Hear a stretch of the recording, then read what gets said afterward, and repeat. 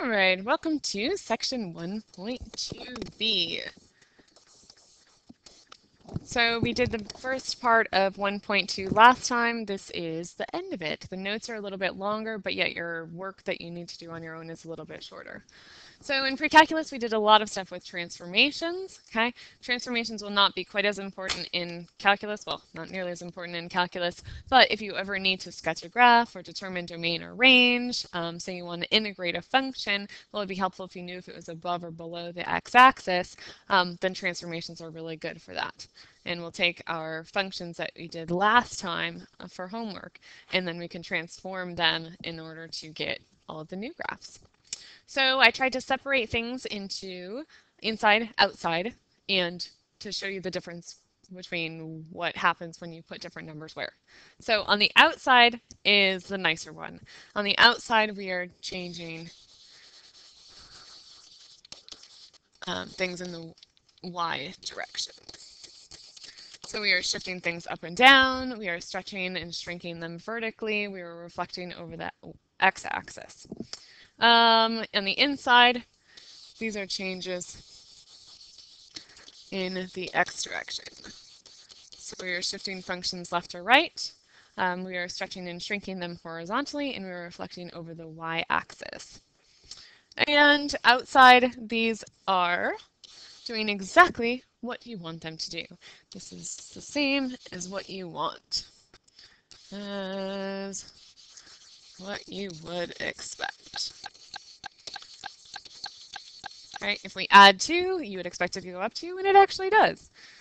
As opposed to on the inside, this is the opposite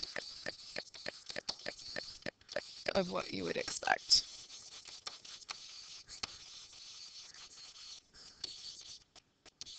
Oh.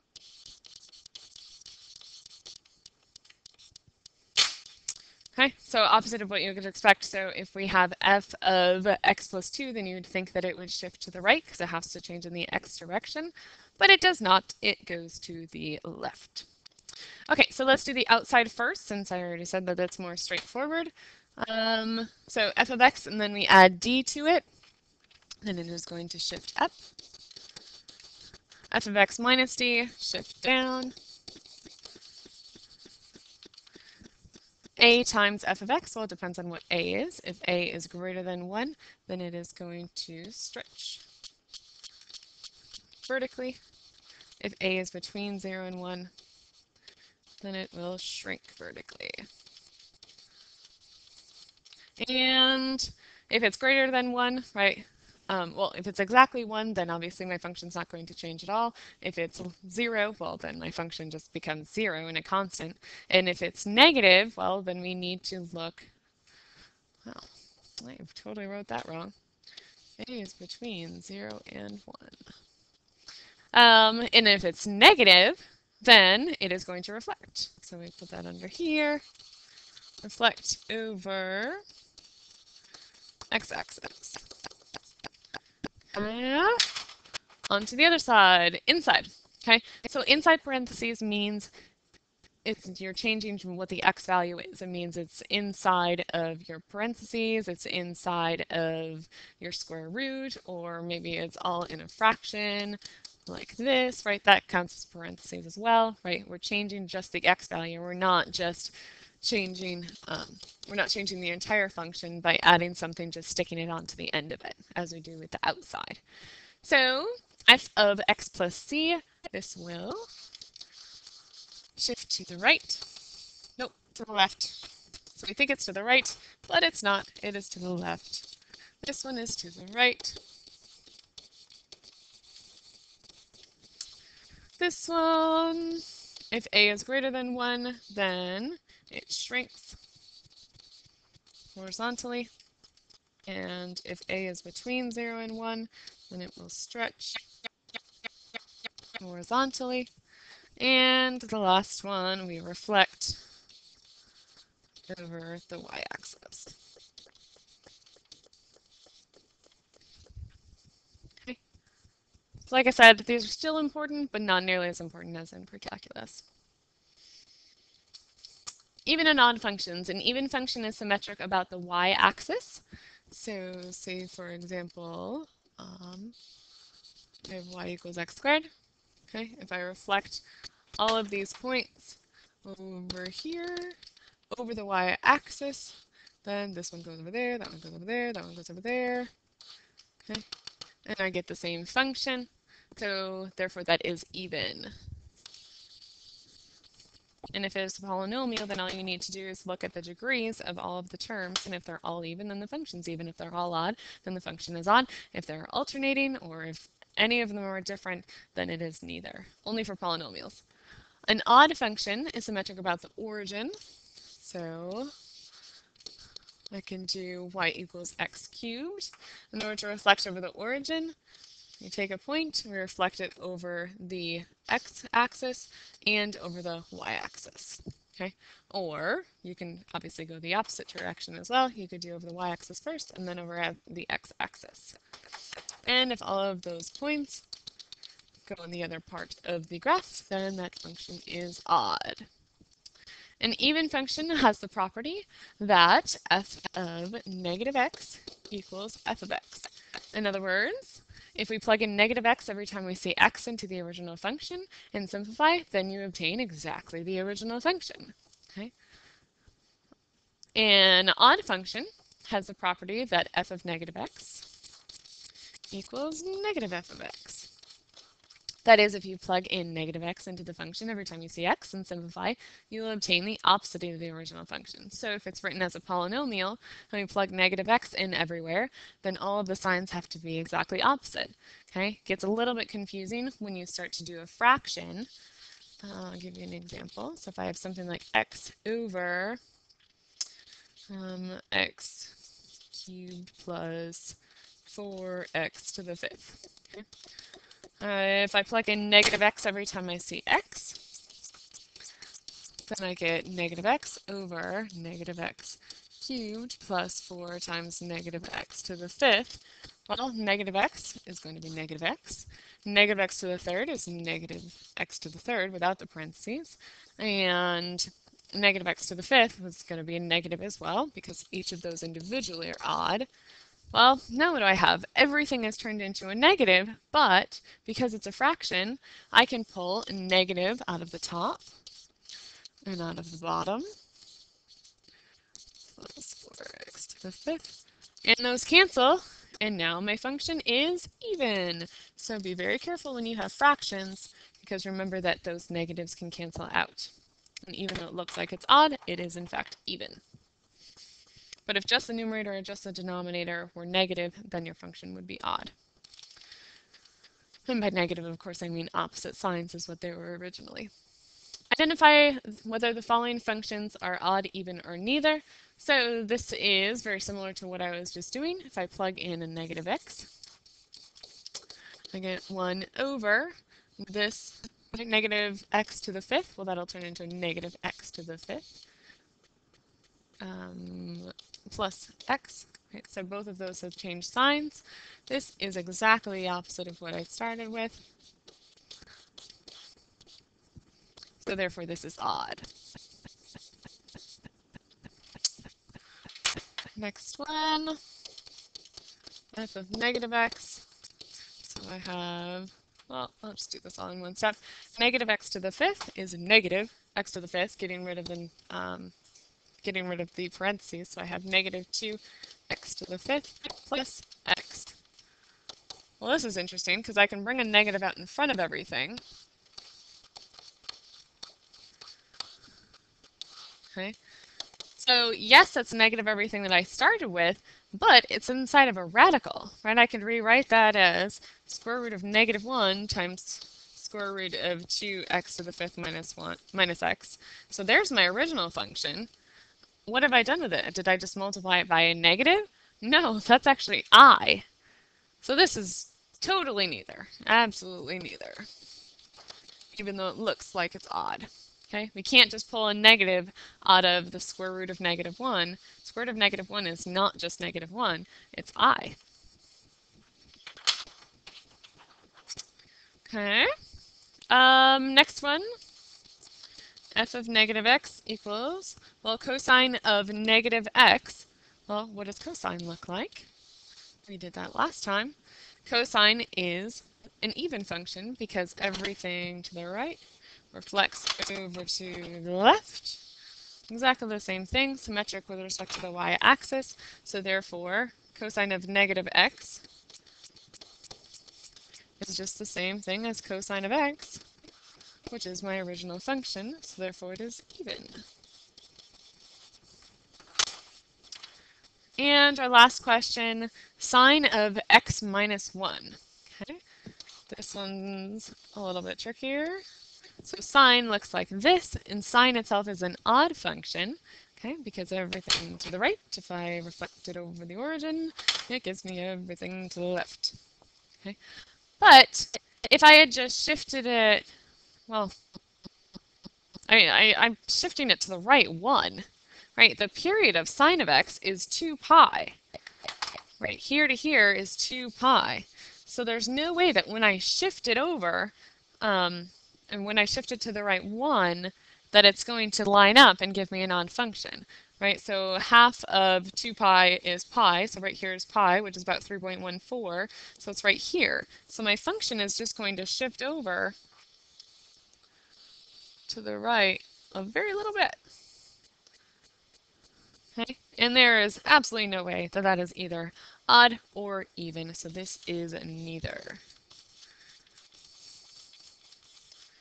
Okay, and of course there is no way that I can break this up and have it be like sine of x minus sine of 1, or I don't know, whatever you wanted to do with it. Oops, I wrote the wrong thing.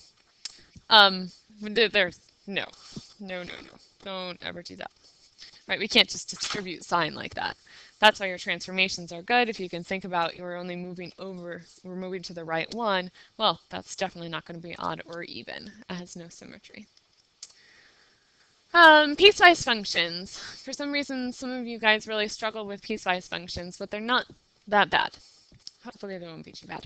Some functions are broken into pieces and behave differently depending on the restricted domain of each piece. Some such functions are called piecewise functions.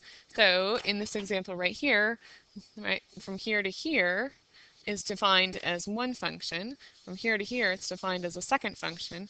From here to here, it's defined as a third function, right? So they have 3 different pieces of 3 different functions, and I just stuck them all together. An example of a function that can be written as a piecewise function is the absolute value, right? Absolute value just looks like this. Okay. Well, what does that look like? Well, on the left, that's y equals negative x, and on the right, that's y equals positive x. So, we'll break this apart. So on the right, it's y equals x, and on the left, it's negative x. Well, I need to write the domain restrictions as well.